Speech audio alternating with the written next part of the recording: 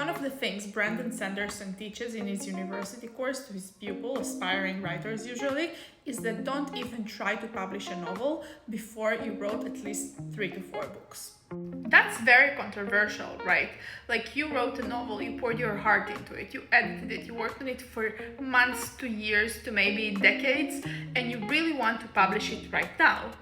But what Brandon Sanderson teaches us is that unless you write several books, you don't know your process. You don't know how to approach your next book or the next one, and you learn a lot about yourself during that time. When I finished my first novel, I immediately started querying it. I really wanted it to be traditionally published, and it failed. It failed after iteration after iteration. I queried it for at least half a year. I sent queries to 50 agents and got all rejections. One of the things it did initially is to discourage me, of course, because how can you not be discouraged when you get so many rejections? But I continued writing anyway, and I wrote Echoes of Us, which I'm publishing, self-publishing right now, and I really needed to have that. I wrote 2 novels since then, so basically I have 4 novels ready, and I think he's right.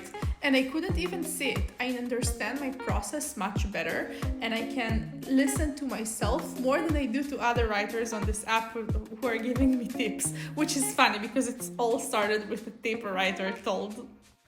Me personally, I feel I have a bit of a unique type of writing. I do not write on a schedule. I do not plan out plots, and I cannot write on demand. I absolutely cannot do it. Basically, I'm a mood writer. I write when the mood hits me.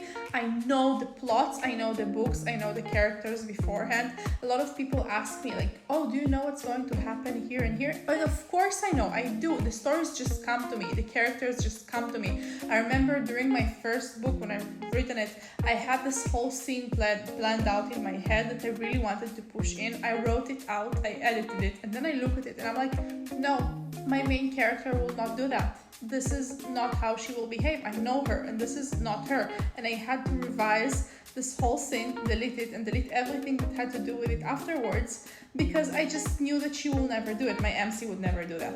And this is something that I had to learn about myself and understand that it's not a fluke.